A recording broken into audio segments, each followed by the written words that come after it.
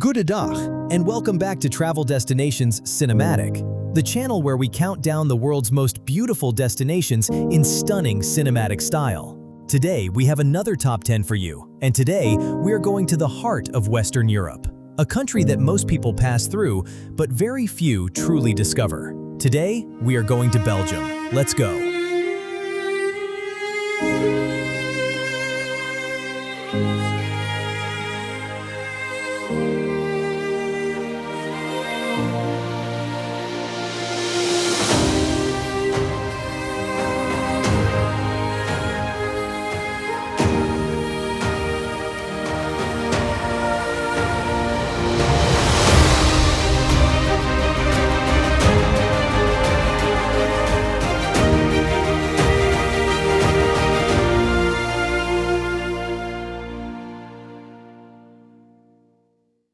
Welcome back. Belgium, a small country, roughly the size of Maryland, wedged between France, Germany, the Netherlands, and the sea. Easy to overlook on a map, impossible to forget once you have been.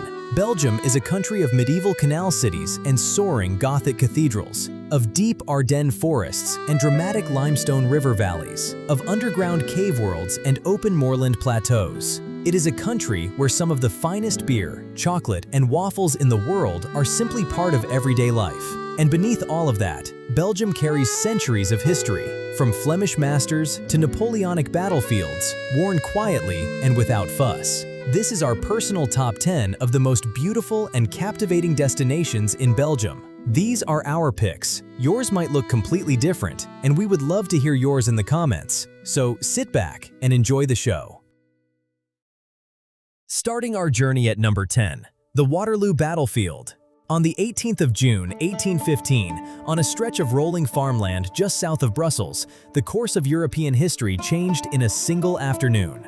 The Battle of Waterloo, where the Duke of Wellington's allied forces and the Prussian army of Field Marshal Blücher finally defeated Napoleon Bonaparte, ended 20 years of war and reshaped the entire continent.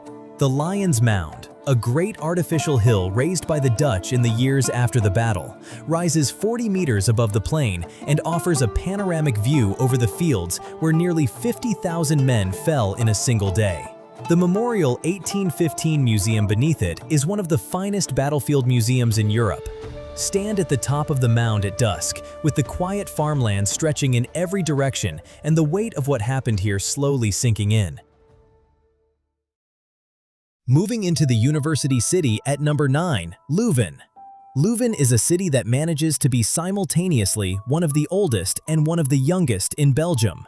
The university, KU Leuven, founded in 1425, is the oldest Catholic university in the world still in continuous operation, and its presence fills the city with an energy that is rare in a town of this size.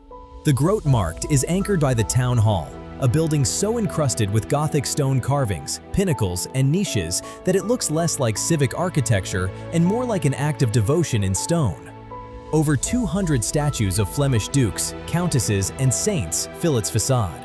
And then there is Stella Artois, brewed here since 1366 and still made in the city today. Leuven is small enough to walk in an afternoon and deep enough to take weeks to fully know. Descending into the earth at number 8, the Han-sur-Lesse Caves. Beneath the limestone hills of the Ardennes, the river Lesse has been carving its path underground for millions of years. And what it has left behind is one of the most extraordinary cave systems in the world. The Han-sur-Lesse Caves were discovered, or rather rediscovered, in the early 19th century and have been welcoming visitors since 1814, making them one of the oldest show caves in Europe. The underground Lesse River runs through the deepest chambers in water of such stillness and clarity that the cave ceiling above is reflected in perfect mirror image. Visitors enter on foot and leave by boat, drifting silently out through the cave entrance as the daylight gradually returns. It is an experience unlike anything else in Belgium. At number 7, the High Fens. This vast plateau of open moorland, ancient peat bog, and twisted, wind-bent trees sits at the highest point of the country, straddling the border with Germany, and it feels utterly unlike anything else in Belgium. In every direction, the land is open and treeless. a great flat expanse of heather, cotton grass, and dark saturated bog that stretches to the horizon. In August, when the heather blooms, the entire plateau turns deep purple. In winter, it disappears beneath snow into a world of pure silence and white. The High Fens is a place that rewards patience and quiet. Come here on a misty autumn morning when the wood is half hidden in cloud, and you will understand why people return again and again. Arriving at the most dramatic small city in Belgium at number 6, Dinant. There are places in the world that seem almost too dramatic to be real, and Dinant is one of them. This small city on the Meuse River in the southern Ardennes is built into a situation of almost theatrical impossibility. A sheer limestone cliff face rises 100 meters directly from the riverbank. On top of it, clinging to the very edge, sits the ancient citadel fortress. At the base of the cliff, squeezed into the narrow strip of land between rock and water, the Collegiate Church of Notre Dame raises its distinctive gray onion-shaped dome, a silhouette so particular that it has become the symbol of the entire region.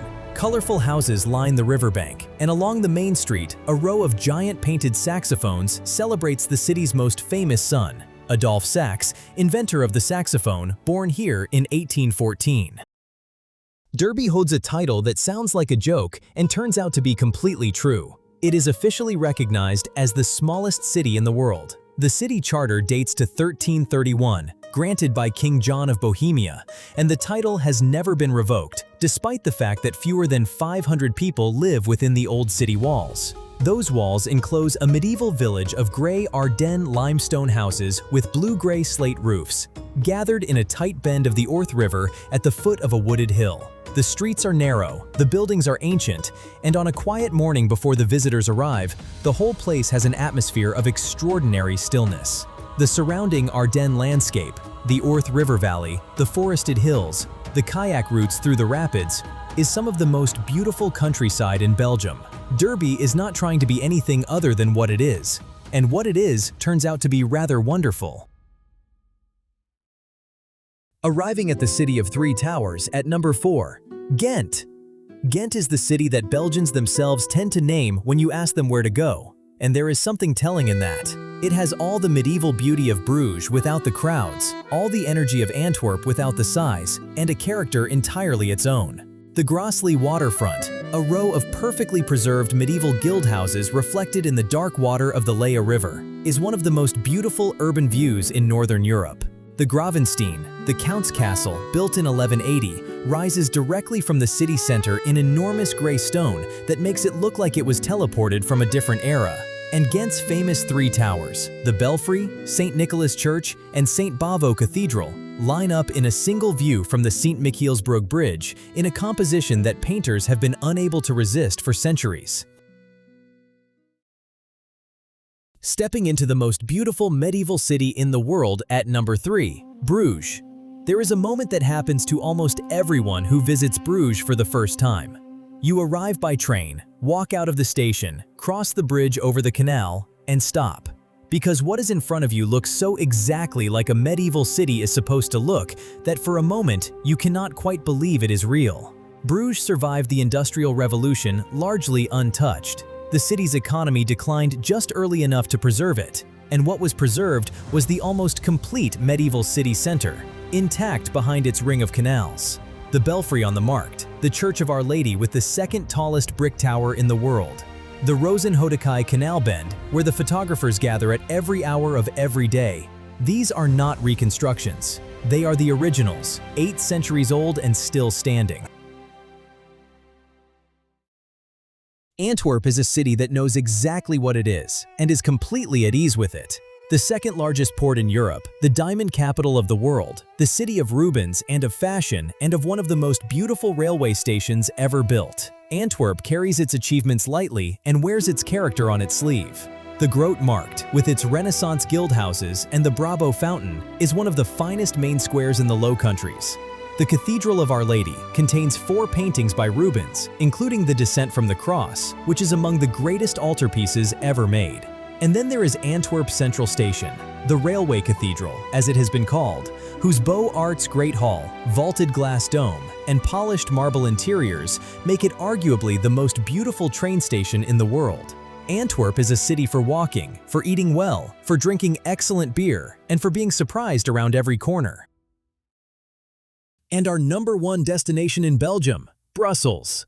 Brussels is a city of contradictions, and it wears them beautifully. It is the capital of Belgium, the capital of Europe, and the capital of the French-speaking Walloon region, all at the same time. A city that has learned to hold multiple identities simultaneously without losing its own. At its heart is the Grand Place, which Victor Hugo called the most beautiful square in the world, and which it is very difficult to argue with.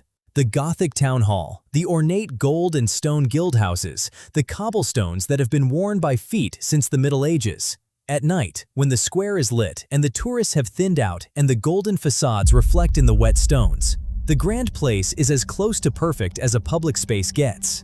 Beyond the square, Brussels is the Art Nouveau capital of the world. The Atomium, the Galeries Royales St. Hubert, the Royal Palace, the museums of the Royal Quarter, Brussels rewards every hour of exploration. Our well-deserved #1.